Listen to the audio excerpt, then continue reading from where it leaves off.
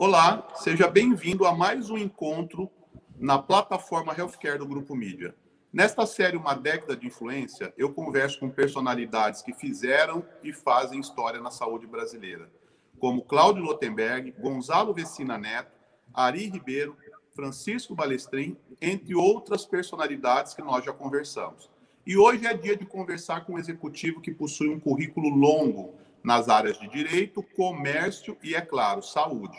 Ele é cofundador da empresa RCX2, presidente da Correia da Silva Advogados e membro da Câmara Britânica de Comércio e Indústria no Brasil. A série Uma Década de Influência de hoje é com Rodrigo Alberto Correia da Silva, cofundador da Suprevida. Rodrigo, seja muito bem-vindo à nossa série e é uma honra aqui poder compartilhar um pouquinho da sua trajetória com nossos seguidores. Olá, Edmilson, eu que agradeço o convite de vocês, estou bem feliz de estar aqui, né? Lógico que eu acompanho o trabalho de vocês, como todo mundo que está na saúde, então estou gostando muito dessa conversa e dessa oportunidade de falar com vocês. Bacana, a honra é toda nossa. Rodrigo, eu começo sempre com uma linha do tempo, então eu queria saber da tua infância, onde você nasceu, como foi e quais as lembranças mais marcantes que você tem desse período? Bom, eu sou de São Paulo, né? São Paulo capital, nasci e me criei aqui. Eu acho que lembranças da infância eu tenho algumas que são bem bacanas, assim, e que são bem paulistanas, na verdade. Eu lembro do meu pai me levando no Parque do Ibirapuera quando era criança, me lembro de passear com a minha mãe, na época era super bacana, assim, a gente ir na Offner da Avenida Ibirapuera, comer alguma coisinha lá. E tem também lembranças do interior de São Paulo, a minha família, meu avô, ele tinha um sítio no interior de São Paulo, eu sempre passava as férias lá com ele, aí era coisa bem do interior mesmo, jogar bola descalço, fazer... meu avô tinha uma oficina, a gente ficava fazendo coisa de madeira lá juntos e tal, então são as lembranças que eu mais gosto, assim, da minha infância, que foram muito legais. Bacana, quer dizer, uma infância bem agitada, né, também, né, como em regra a maioria. Pois é, eu gosto de pensar que eu era uma infância bem calma, mas pelo tanto que eu me quebrava quando eu era moleque, eu acho que não era tanto, não. Não, eu acho que a calma é a de hoje, viu, Rodrigo? Eu acho que a de hoje é mais Nutella, mas tudo bem. Ó, e a sua juventude? Como foi? Aonde foi? Nessa época, normalmente, a gente já começa, época, de repente, da faculdade, tomar algumas decisões. Foi nessa época que você descobriu a sua vocação? Conta um pouquinho. Putz, eu tive muito cedo assim um interesse pelo direito. O meu pai, ele é empresário e eu via o tanto de dificuldade que ele tinha com a legislação, regulação. Ele é empresário do setor saúde também, né? Então, acho que tem coisa que a gente acaba trazendo de dentro de casa que afeta a nossa vida toda, né? Então, eu tinha muito interesse nisso e sempre tive, né, uma visão de que aqui no Brasil, se a gente tivesse boas leis e a gente respeitasse essas leis, a gente conseguiria ter um resultado como sociedade muito melhor do que a gente vinha tendo, né? E continuo acreditando nisso hoje. Então, a vocação do direito ela veio bem cedo. Quando eu cheguei na época de entrar na faculdade, bateu um pouco de dúvida, então eu acabei fazendo por um período faculdade de Direito e faculdade de Propaganda e Marketing. Depois eu parei a Propaganda e Marketing, fiz Direito junto com Administração. Aí acabei só me formando na faculdade de Direito. Fui trabalhar no setor saúde. E agora, nessa segunda jornada aí da minha vida na Suprevida e tal, estou voltando ao marketing e administração, né? Então, tem sido bem legal isso. E assim, eu tive uma vocação cedo, tive uma dúvida, fiz uma jornada bacana com o direito e agora estou fazendo uma nova jornada. Eu brinco, pessoal, aqui que eu eu saí de ser sócio sênior de escritório de advocacia para ser CEO júnior, né? Então, tô aprendendo aqui, mas está sendo muito legal. Que bacana. Todo aprendizado é ótimo, né? E agora, mais aí para o lado do empreendedorismo, digamos assim. O escritório era um pouco de empreendedorismo já, porque eu fui o fundador, né? Mas é diferente porque a advocacia é um trabalho mais individual, né? É mais um conjunto de indivíduos que prestam um serviço. É diferente de você estar numa empresa em que não existe como você ter nenhum resultado individual, né? Você tem que ter a colaboração, senão não sai nada. Então, nesse aspecto, é bem legal essa parte da minha vida. Você já falou aí um pouquinho, mas fala um pouco mais, conta um pouquinho mais da sua trajetória até chegar nesse momento, a tua trajetória profissional. Bom, eu saí da faculdade, na época que eu estava saindo da faculdade, foi a época que a Anvisa estava sendo criada. Estavam sendo criadas, né, foi o governo Fernando Henrique, estavam sendo criadas várias agências. Eu, como já tinha um interesse, né, de tanto ouvir esses assuntos em casa, me dediquei a direito administrativo, regulatório com foco em Anvisa, que acabou sendo uma coisa que não foi planejada, mas foi muito boa na minha vida, porque na época os escritórios de advocacia em geral não davam bola para essa agência, o foco era Anatel, Anel, as agências que estavam fazendo as grandes privatizações, então, vamos dizer assim, no mundo regulatório era meio que o patinho feio. Mas eu acompanhei desde a criação da Anvisa, as discussões todas do começo, o trabalho aí do Gonçalo Vecina, que você mencionou.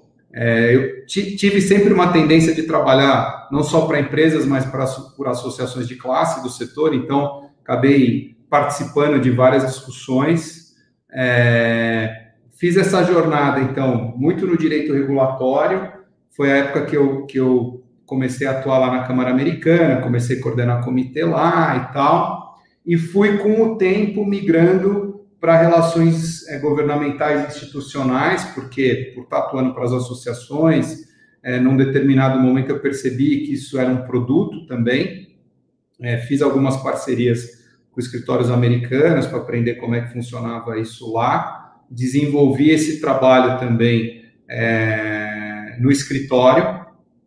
Em 2018, e aí as coisas foram indo bem, fui ajudando as entidades, ajudei muitas empresas que estão hoje no Brasil a chegar no Brasil, se estruturar, ajudei a estruturar alguns esforços importantes, como o Instituto Ética Saúde, a ABIS, a Aliança Brasileira da Indústria Inovadora em Saúde. Então, eu sempre fui aliando, né, a questão do direito, do regulatório, relações governamentais e o estudo sobre o sistema de saúde, as suas ineficiências, suas carências. Acabei estudando sistemas de outros países também, fui sempre me interessando muito por isso, né, pela política regulatória e funcionamento do setor.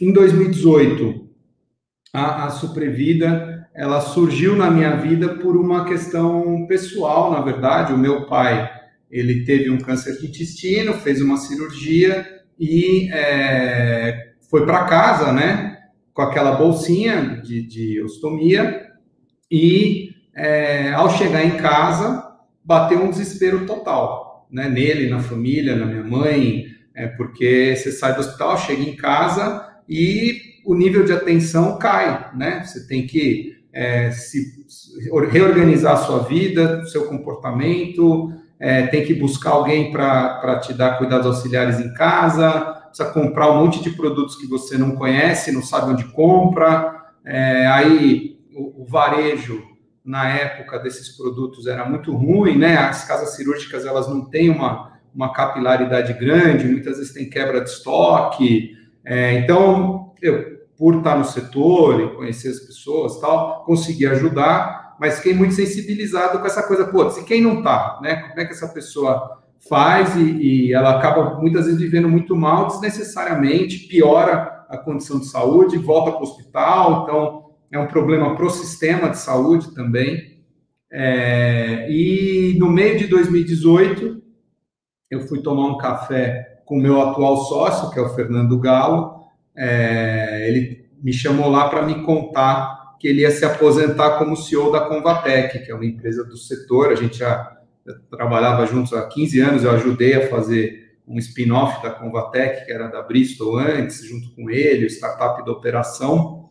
E aí ele estava acompanhando essa situação do meu pai, começamos a conversar sobre como isso também é um problema para as empresas, porque você tem um canal varejo que é deprimido também e tal, e aí a gente falou, putz, se é uma situação que é ruim para todo mundo, por que a gente não se dedica a resolver essa situação, né? E aí a gente começou a pensar em modelo de negócio, tecnologia, internet.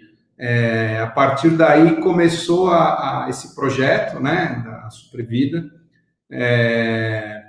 Fizemos a ideação dele até o final de 19 ele começou, e aí ele foi crescendo na minha vida. Paralelamente, foi um momento que muitas coisas aconteceram juntas, sem planejamento. Eu também sou cofundador de uma outra startup, que é a RCX2 Riskmaster, que é um software de gestão de riscos. Eu conheço o meu sócio lá, que é o Rafael Caldas, há muitos anos, porque ele desenvolveu uma plataforma de monitoramento e gestão em relações governamentais, que é a Inteligov, então conhecia ele desse outro lado. E em final de 17, a gente tinha combinado, vamos desenvolver alguma coisa juntos. E aí começamos, e isso começou também em 2018. Então, no fundo, foi um ano assim que aconteceu muita coisa na minha vida, e foi bacana, porque, de um lado, o escritório continuou, eu acabei abrindo a sociedade para os meus sócios terem um papel de maior proeminência lá no escritório. Isso foi crescendo ao longo do tempo. Ao mesmo tempo, eu passei a me dedicar mais ao projeto da Supervida e ter um papel mais de conselheiro com os meus sócios. Então, a gente conseguiu, e ainda está fazendo, essa transição. E a plataforma do Riskmaster ficou pronta também, a gente conseguiu um cliente bem grande, bem bacana. Então, foram coisas que foram acontecendo e que estão sendo mutuamente benéficas, porque o que eu aprendo num lugar, eu acabo usando no outro. Então, tem sido bem legal. Enfim, foi essa a jornada. E, paralelamente, eu tenho uma carreira acadêmica. Eu já fui professor de Direito assistente lá na PUC, fui professor na Unip de Direito também, e atualmente eu sou professor no MBA de Relações Governamentais da FGV, nas matérias de defesa da concorrência e política regulatória, que é uma coisa que não me toma tanto tempo, porque é um curso de 2 anos após, e eu tenho uma matéria por cada semestre, né? Então, no fim, não são tantas aulas assim, embora eu responda pelas turmas de São Paulo, Brasília e Rio de Janeiro. Então, é mais ou menos isso que tem acontecido na minha vida até o momento. Só tudo isso, né, Rodrigo? Tem a coisa associativa, né? Então, eu fui presidente da Câmara Britânica aqui, a filial de São Paulo, por 6 anos, e agora eu estou na confortável posição de ser conselheiro. Então, lá agora legal, dou um palpite aqui, outro ali, mas não estou em nenhuma função que demanda mais. E na Câmara Americana eu coordenei já o Comitê de Saúde, agora eu coordeno a Task Force de Anvisa. Legal. Eu quero pegar 2 pontos aqui. O primeiro eu queria que você falasse quais são os seus maiores desafios aí à frente da Supervida. São vários. Acho que é entender como montar e liderar uma equipe multidisciplinar, né? Porque, diferente do escritório, todo mundo era advogado. Então, tem o pessoal da administração, mas na maioria era advogado, né? É advogado. Então, eram, vamos dizer, pessoas com a mesma formação que a minha. Então, começar a montar uma equipe que é multidisciplinar. Trabalhar numa equipe em que eu não sei fazer as coisas, né? É diferente no escritório. Se desse algum grande problema, é lógico que cada advogado tem a sua especialidade, mas eu tinha condição de sentar, estudar muito e conseguir achar uma solução para as coisas.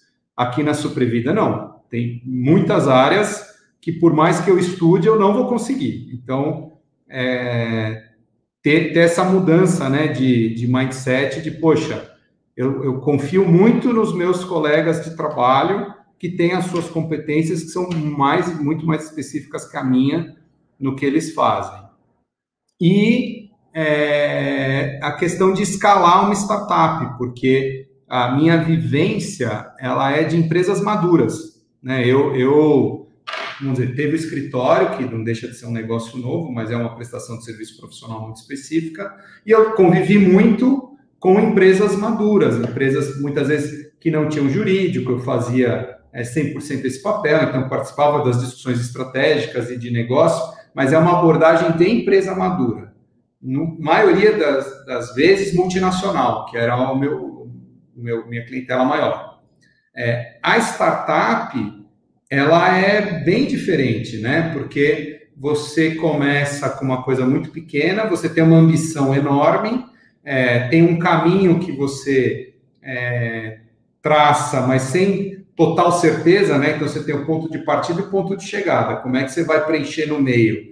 Você vai fazer conforme você for aprendendo, então você tem uma carga de aprendizado muito grande, e você vai ter um período grande que você vai queimar dinheiro, que você não vai ter lucro, você vai ter o tal do cash burn, que é um período em que você queima muito dinheiro, e uma linguagem completamente diferente, né? A nomenclatura, a comunicação é diferente. Então, conhecer esse mundo startup, como é que funciona investimento, venture capital, os indicadores específicos e essa cultura, para mim tem sido um desafio bem grande. Eu tenho procurado estudar, conversar muito, trocar muito. A gente está num hub de inovação muito legal aqui dentro do Hospital das Clínicas, que é Distrito Inova HC. Isso me permite estar num ecossistema onde eu consigo aprender muito também, mas tem sido um aprendizado incrível, assim, muito bacana.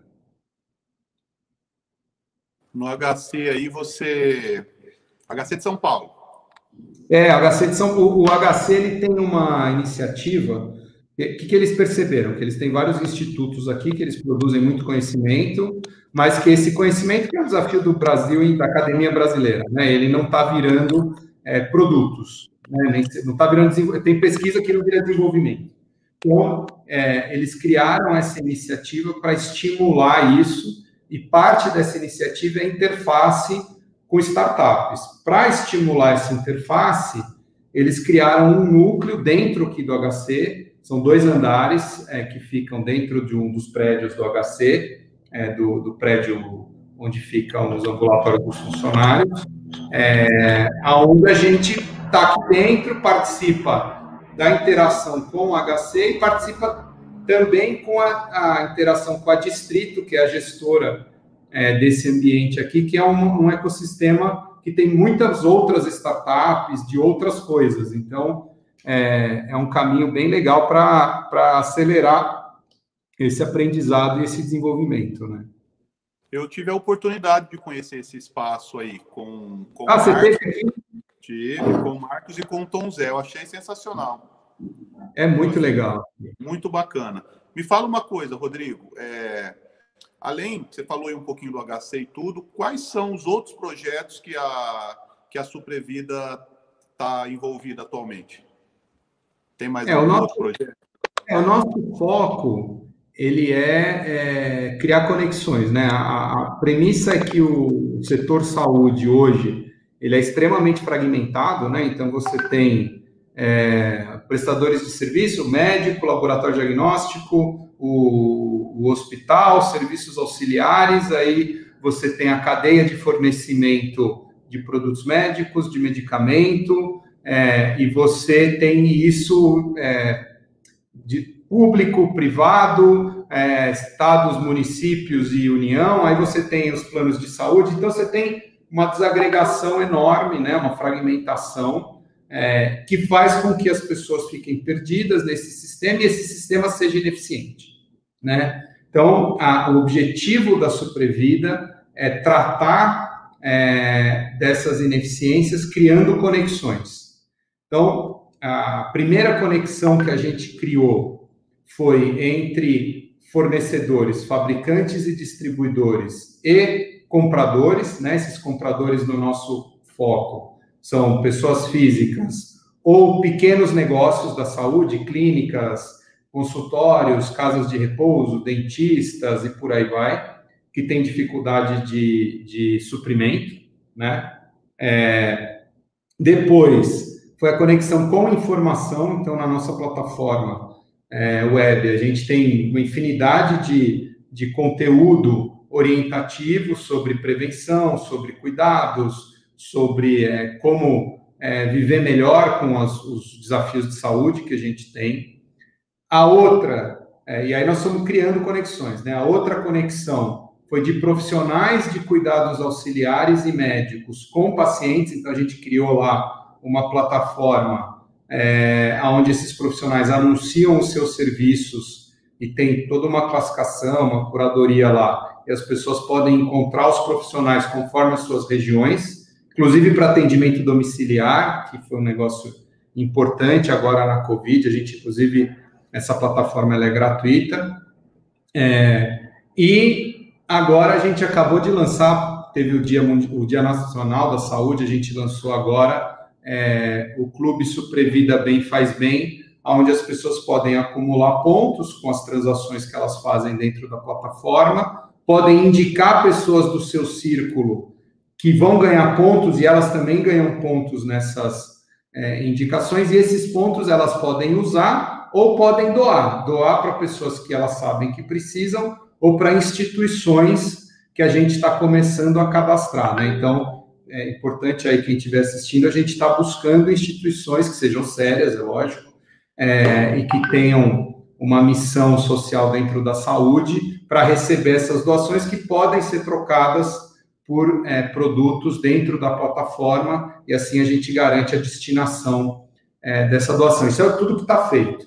O que a gente está para lançar nos próximos dias aí é uma ferramenta de inteligência artificial competitiva, onde a gente vai monitorar a internet para propiciar para os nossos franqueados fornecedores, né, que estão plugados na plataforma, que eles tenham os melhores preços relativos, né? Então, no caso de produtos para a saúde, isso é bem complexo, porque tem uma infinidade de SKUs e descrições, e cada lugar descreve de um jeito. Poucas empresas usam o EAN, que é a chave que você poderia usar para fazer essa equalização. Então, teve que ser uma ferramenta de inteligência artificial que consiga ler esses textos e identificar o produto.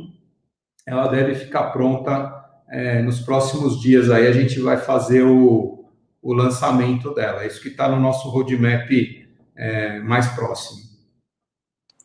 Rodrigo, você tem aí uma grande experiência como professor, como empresário, como executivo, e com tudo isso você consegue trafegar bem aí entre a parte da teoria e da prática.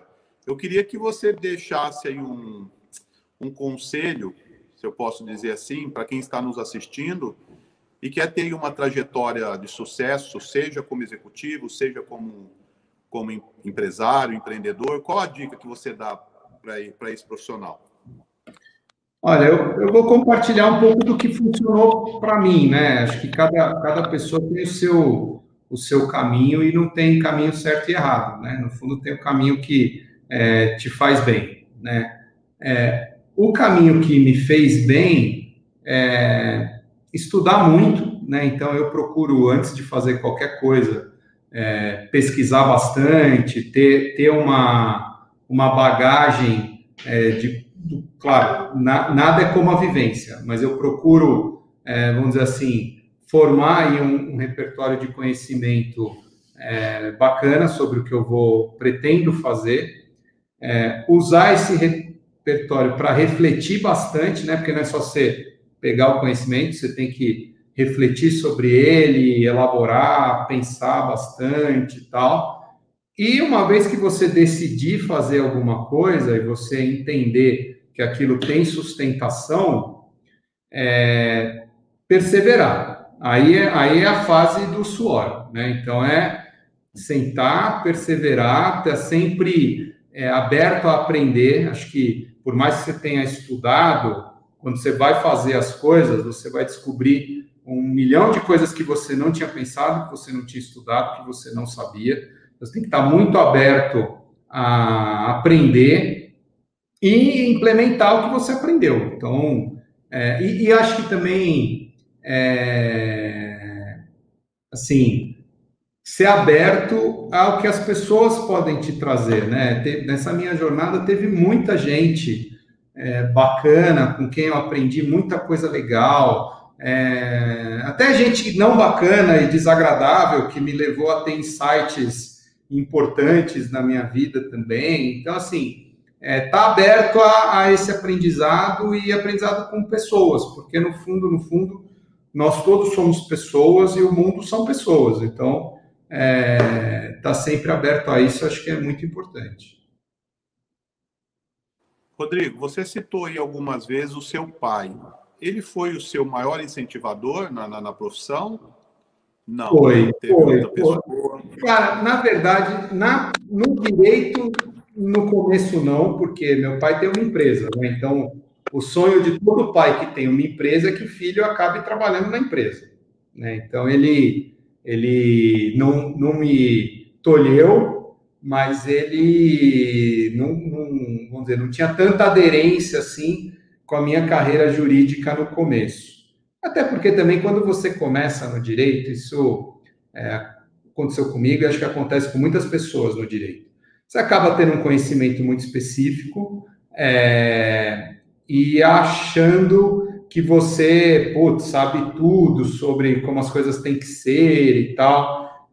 Então, no começo eu acho que eu era meio chatinho mesmo com isso, e meu pai não achava tão legal. Com o tempo, a gente convergiu mais em relação a isso. Então, de um lado, o Brasil também foi caminhando mais no sentido de regras e tudo mais, então ele passou a ver mais a importância disso, e eu também passei a ter um pouco mais de maturidade com relação a isso. Então, no fim, aí ele passou a me incentivar bastante. E agora, nessa jornada empreendedora, pra caramba, né? Porque, no fundo, tem muita coisa da vivência dele que ele pode compartilhar comigo, enfim, então ele está me incentivando muito, até porque também ele está no setor saúde, né? Então ele vê os problemas e acredita nisso que a gente está fazendo aqui de um ponto de vista pessoal e profissional. Então tem sido uma coisa bem legal, assim, o incentivo que ele tem me dado. Bacana. Me fala uma coisa, Rodrigo. A gente sabe que todo início é muito difícil, mas também não quer dizer que depois a coisa se torne mais fácil. Então, você olhando aí porque depois às vezes até piora, né? Mas olhando para a sua trajetória, qual foi as maiores dificuldades que você enfrentou? E se foi no início ou depois?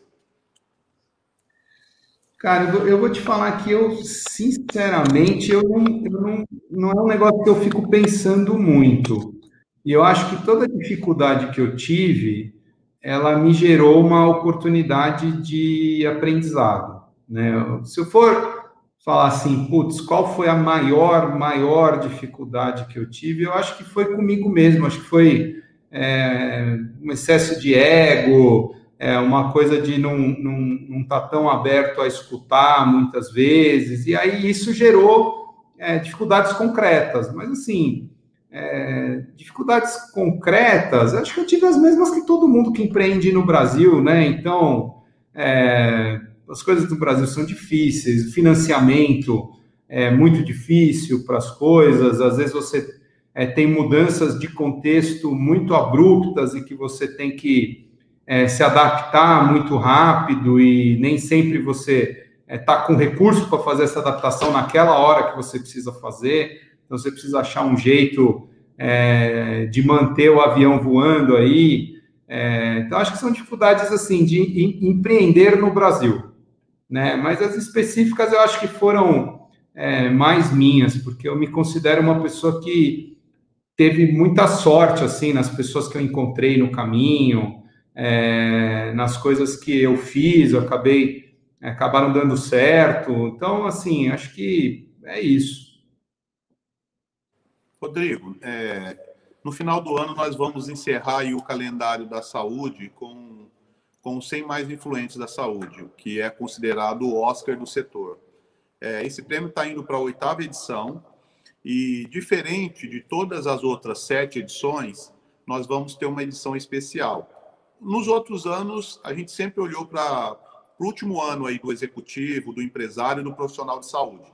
Esse ano, como nós estamos encerrando uma década, nós vamos olhar um pouquinho mais longe. Então, nós vamos homenagear aqueles que fizeram a diferença aí na última década.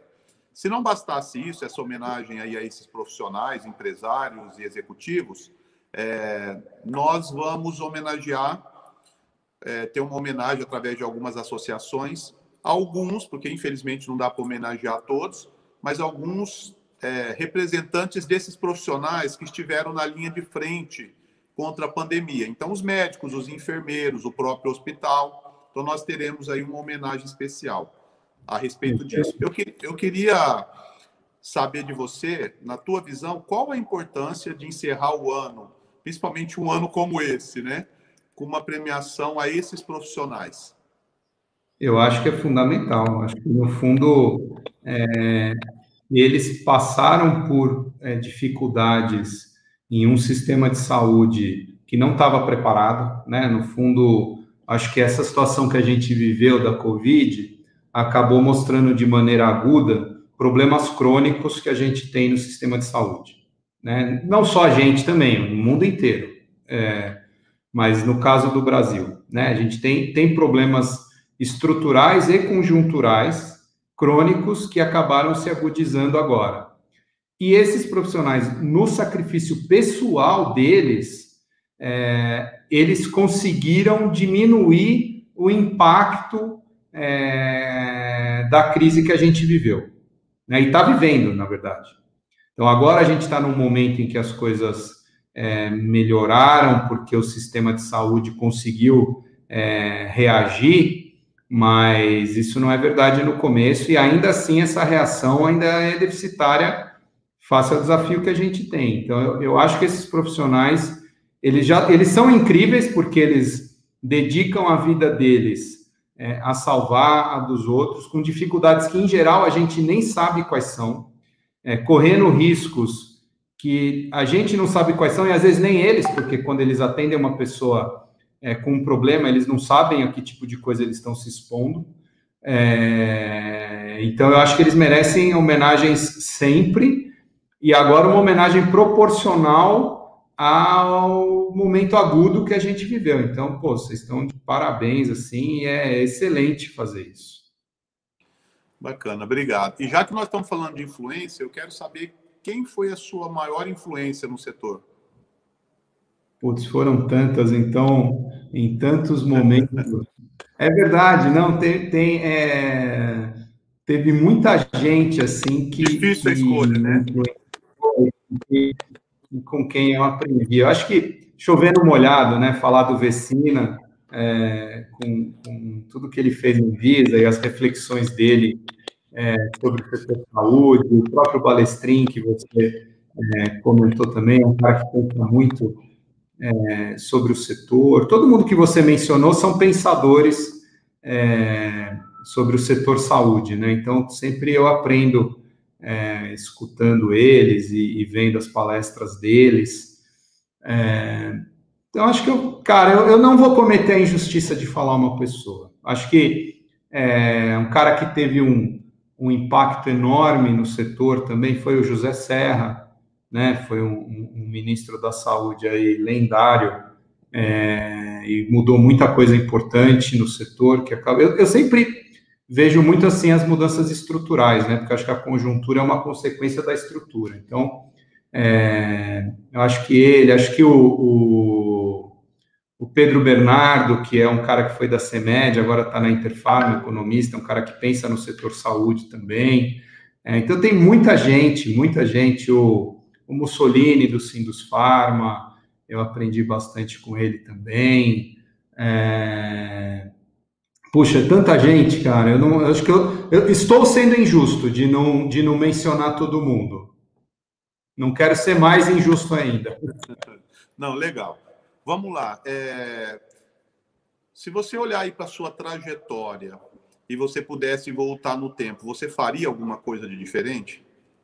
Nada, cara, porque eu acho que, inclusive, os meus erros, eu precisei errar. Tem coisa que você precisa errar, sabe? Tem bobagem que você precisa fazer. Sim. Então, eu errei muito. Tem muita coisa que, assim, hoje eu falo, putz, foi um erro, né? Eu acho que cometi injustiças também, não vou dizer que não. Então, fiz besteira pra caramba. Mas sem essas besteiras, eu talvez não tivesse aprendido lições que eu precisava aprender. Então, eu não mudaria, não. Legal. Eu tenho duas coisas que eu sempre falo. O errar é humano, né? E só erra quem tenta. Você precisa cometer erros novos. E a balança aí do sucesso está entre você acertar mais do que erra, mas não errar não tem como, né? Ou pelo menos acertar grande algumas vezes, né? É, Acho que de vez em quando você precisa fazer um gol bonito. é isso mesmo. Mas Rodrigo, eu o vou te volume convidar. é muito mais que eu acerto. Legal. Eu vou te convidar para o nosso ping-pong. Eu te faço uma pergunta e você me responde com o que vem à mente, tá bom? Tá bom, show. Uma viagem inesquecível. Itália. E Japão, vai. Boa. Japão. Itália e Japão, legal. Um livro. Putz, tem tantos livros que eu gosto. Todos os do Isaac Asimov foram os que mais impactaram minha vida. Fundação do Isaac Asimov. Um exemplo de líder. Barack Obama e o Papa Francisco. Um sonho. Que a Suprevida seja unicórnio e consiga ajudar milhões e milhões de pessoas. Legal. O que mais gosta de fazer nos momentos de lazer? Eu gosto de machucar a orelha dos outros tentando cantar. O nosso setor da saúde é? Desafiador. O Brasil precisa de? Organização e foco. Organização e foco. Rodrigo, eu queria te agradecer pelo nosso bate-papo. Eu sei que a tua agenda é concorrida e apertada. Obrigado por ter separado esse tempinho aí para falar com a gente. E eu queria que você deixasse uma mensagem final para quem está nos assistindo e para quem vai nos assistir depois. Bom, obrigado, né? Antes de tudo, muito obrigado pela oportunidade. Eu admiro muito o trabalho de vocês, então é muito legal a gente estar aqui conversando. Mensagem é uma coisa que eu fui percebendo ao longo, que nós somos um país muito rico. Se a gente for olhar, a gente tem muitas tristezas no nosso país, mas, assim, de base, a gente é um país rico. A gente tem recursos naturais maravilhosos, a gente tem um clima maravilhoso e a gente tem uma gente maravilhosa, né? Tem casos ruins de desvios, de uma pessoa aí que tem um coração gelado, outra, mas na maioria o povo brasileiro é maravilhoso, é o povo mais diverso do mundo, povo trabalhador. Então, eu acho que a gente tem muita riqueza aqui, mas nós não estamos tendo muito recurso, muito retorno dessa riqueza. Tem muita gente que sofre no Brasil. Então, eu acho que a gente tem que ter essa consciência da nossa riqueza e do quanto de trabalho a gente precisa colocar para a gente se organizar melhor e conseguir trazer felicidade para todos os brasileiros, porque os recursos para isso a gente tem. Legal, Rodrigo. Obrigado mais uma vez. Foi uma honra aí falar com você. E eu queria agradecer também a sua audiência, você que nos acompanhou até aqui, e falar que a nossa série Uma Década de Influência continua amanhã com uma entrevista exclusiva com Theo Fernando Bubi, presidente da Unimed Grande Florianópolis. Aguardo todos vocês amanhã. Até lá, um forte abraço. Obrigado, um abração. Obrigado, Rodrigo. Um abraço.